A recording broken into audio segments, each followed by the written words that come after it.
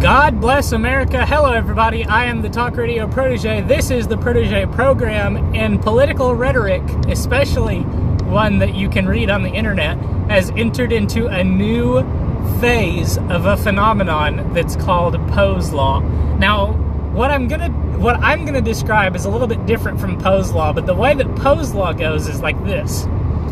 No matter how ridiculous you are, if you are not explicit in telling people that what you are saying is a joke or parody or not legitimately held as a belief by you, then someone somewhere is going to believe you. It's unavoidable. That has Poe's Law has been demonstrated over and over and over again by the internet age. And what we've seen in publishing of, especially of parody pieces by websites and publications that publish exclusively parody content. There's a website out there called the Babylon Bee, and they publish these. They publish parody pieces about big name non-denominational Christians. That probably some other Christian individuals and denominations as well, but from what I can tell, it's mostly non-denominational. And I think the story went that one of their pieces, like the only thing that Babylon Bee publishes is parody pieces, and one of their pieces was taken seriously. So you know that we've entered into an age where the vast majority, where a growing majority of people can't discern truth from fiction. And now, Ron DeSantis, one of the Florida governor candidates, said that warned Floridians to not, quote unquote, monkey this up. Now, if you are a sane individual, you know what monkeying something up means, because you've probably heard the phrase monkeying around. To monkey something up means to mess up, and that has nothing to do with race whatsoever. But in a sort of inverse Poe-ian way, it doesn't matter what other context a word or phrase can have. If there is an interpretation of a word or phrase that can be taken in a racialized way, someone, somewhere, is going to interpret that phrase or word in a racialized way. If I call a person who no one knows and no one has seen the face of a monkey, someone, somewhere is going to assume that I am being racist. You know, I could pick out the name of a person that I know, and I'm just gonna say John Doe, because, you know, you never know what kind of insane people are going to track you down based on the hints that you drop about yourself. But let's say I have a cousin. I don't have a single black cousin. So my cousin, whose name will be changed to John Doe for the sake of protecting both of our identities, if I call my cousin a monkey on a Facebook post or a YouTube video or a Twitter post, and I don't tell you that my cousin is white, someone, somewhere, probably somebody with a blue check mark next to their name who works for an internet or mainstream media publication, is going to maliciously assume that I am being a racist bigot because I called someone a monkey. And so we have the case. Ron DeSantis, who I've already told you, governor candidate for the state of Florida on the Republican ticket, tells Floridians, we don't want to monkey this up. And I guarantee you, everybody on the mainstream media heard DeSantis say, don't monkey this up, and immediately went to race. They have such low opinions of people whose skin color they do not share that they immediately went to race, including the black people on in the mainstream media publications. And of course, they share skin tones with the other governor candidate. I want to read for you the full context of DeSantis' statement, because it tells you what he's talking about when he says don't monkey this up. So here's the full quote, or a fuller version of the quote. "We've got to work hard to make sure that we continue Florida going in a good direction. Let's build off the success we've had with Governor Rick Scott. The last thing we need to do is monkey this up by trying to embrace a socialistic agenda with huge tax increases and bankrupting the state." Now, what does monkey this up mean in the mind of DeSantis? It means embracing a socialist agenda with huge tax increases and bankrupting the state. What part of socialism, tax increases, and bankrupting a state, what part of those three things have to do with racism? Spoiler alert for those of you racists out there that can't tell the difference between a racialized statement and a non-racialized statement. Economics has nothing to do with race. Pure economics has nothing to do with race. And that's all that DeSantis is talking about. DeSantis is saying our state is in a really good place. We've got to work hard to make sure that we continue Florida going in a good direction. In order to continue going in a good direction, you must have been going in a good direction. So DeSantis thinks that Florida is going in a good direction. And monkeying up the good direction would mean embracing a socialist agenda with huge tax increases and bankrupting the state. So, DeSantis is saying, when he says monkey this up, he's not saying N-word this up. He's saying mess this up. He's saying let's not mess up the economic status of our state by embracing a socialist agenda. He's not saying let's black up our state by embracing a socialist agenda. That makes no sense. If you just take monkey and turn it into what you think it means. If you think that monkey is code word for the N-word, then change monkey into the N-word and try to translate DeSantis' statement. It doesn't make sense because you're taking a non-racialized word, or you're taking non-racialized comments and racializing them, which doesn't make sense.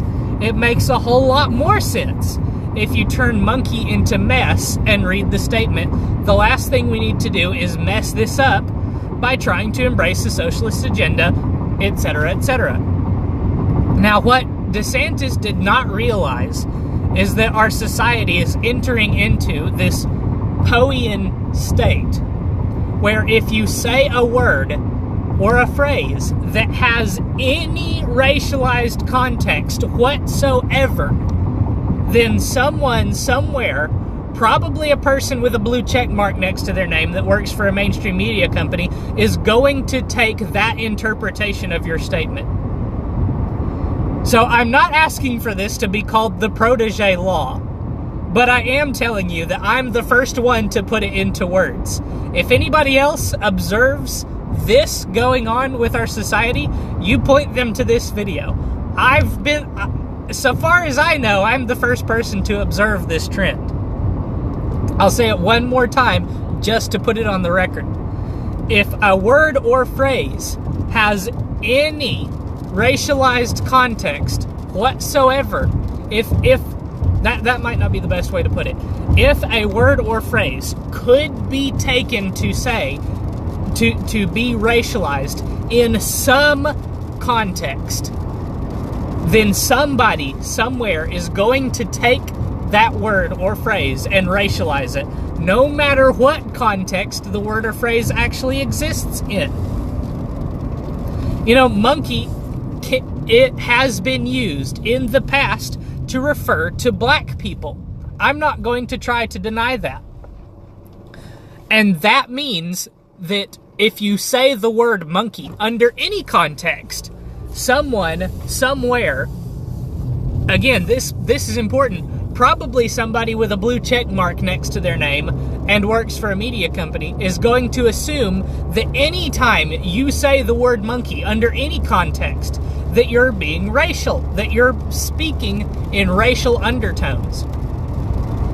For instance, I could say that, pick a whiter than the wind-driven snow golfer like Phil Mickelson and say that in this last golf tournament he played, he monkeyed the 7th hole.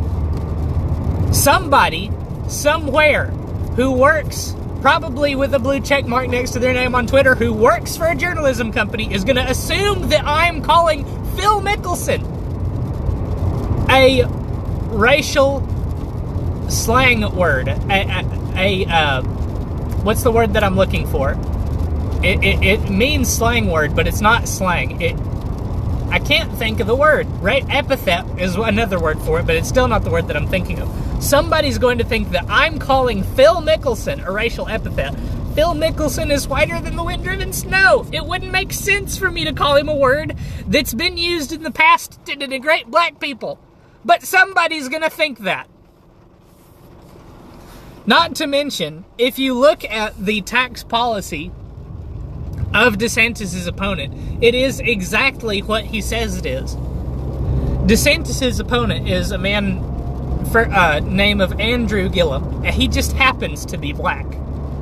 But Andrew Gillum wants to hike the corporate tax rate in Florida up by 40%. I think they show you what it is currently, up from 5.5% to 7.5%. Now, I'm not an economist, and I don't know doodly about the economy of Florida.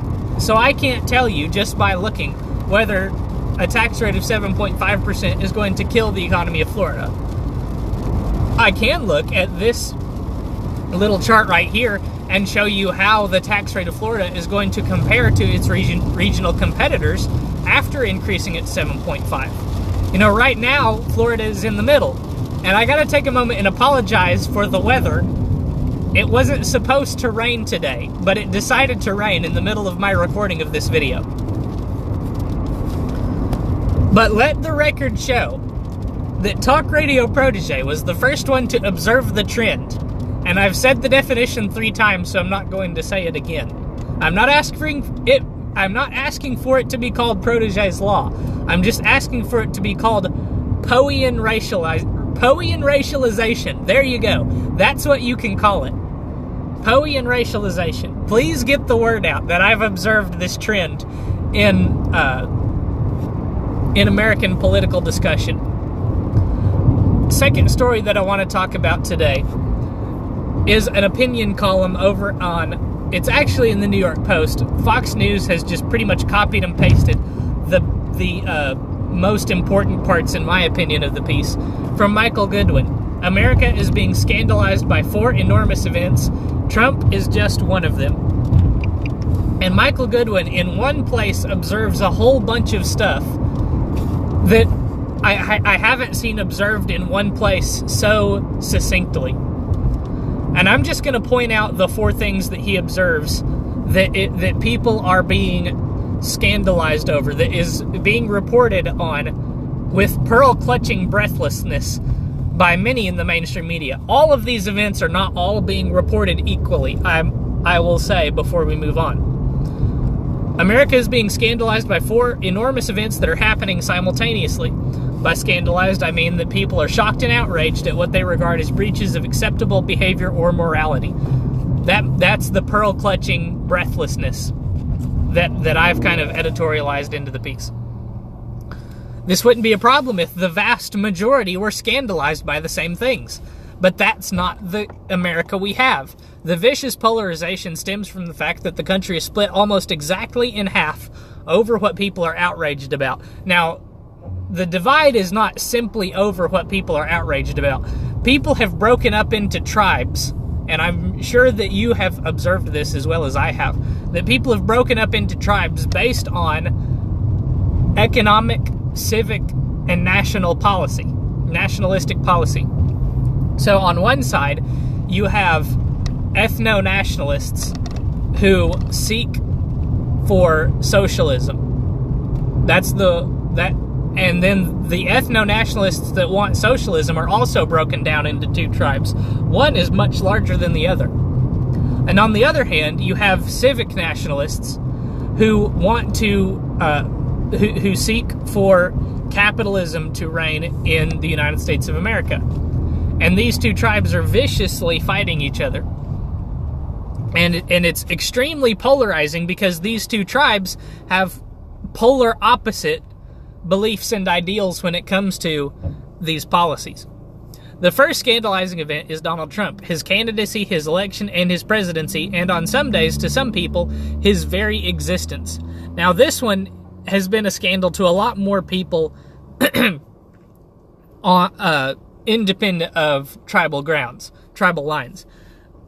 The candidacy, election, and presidency of Donald Trump is an affront to the political establishment because Donald Trump was not a political person before 2015. And that is an insult. That's a direct insult to the establishment who preach and practice and live every day of their lives as if it is the most important day of their political careers. So to have somebody come in and defy all of that convention, Donald Trump defies more convention with his pinky finger than any of the political establishment defies in their entire lifetime. That is an insult to their existence. So there's a little bit more broad scandalization by Donald Trump's presidency. Now, I want to just touch on the other three scandals that our writer here talks about and give you just a few moments of my opinion on the things.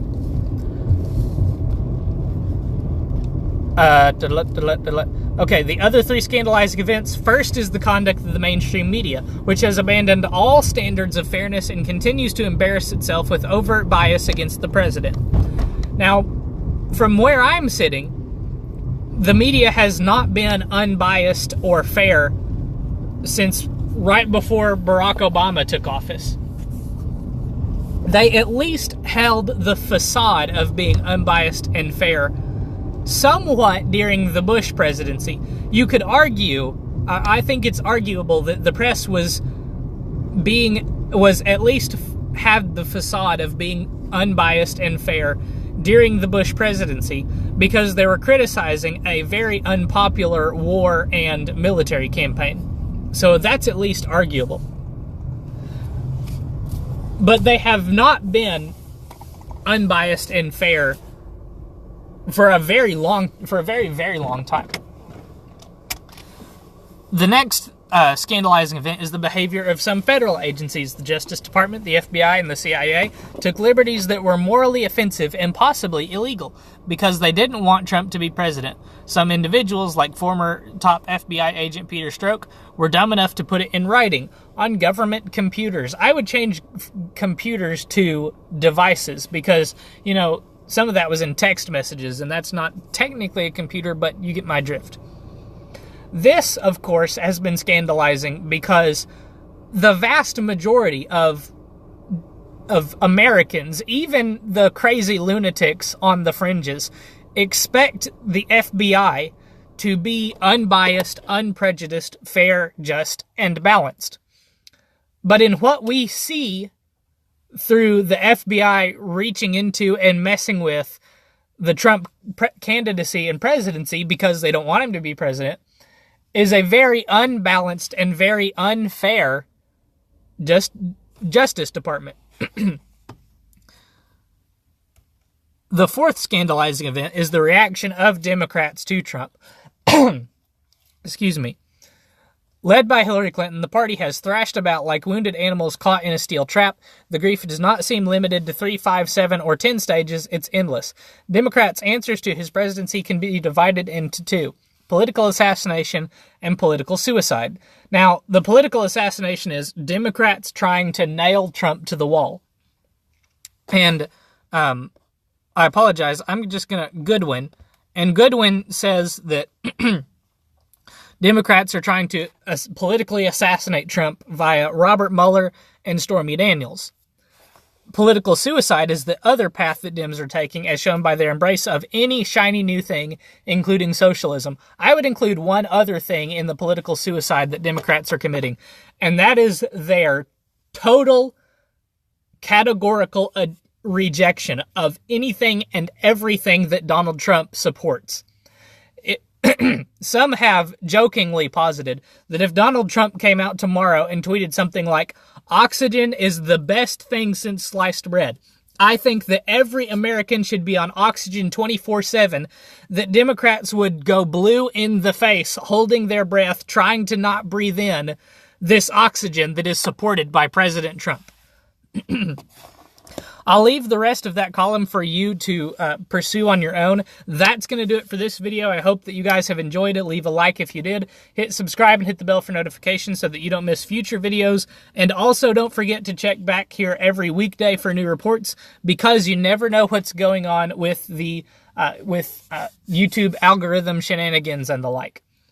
I have an announcement to make. I'm probably going to be taking Labor Day off. I will be doing a lot of traveling that day, and I do have the day off of work as well. So, in all likelihood, there will not be a video that day. I'm going to put out this statement now so that you'll be pleasantly surprised if a video does happen to be published on Monday. So, thank you guys so much for watching this video. I hope that you'll come back and join me next time. Until then, good night, and God bless.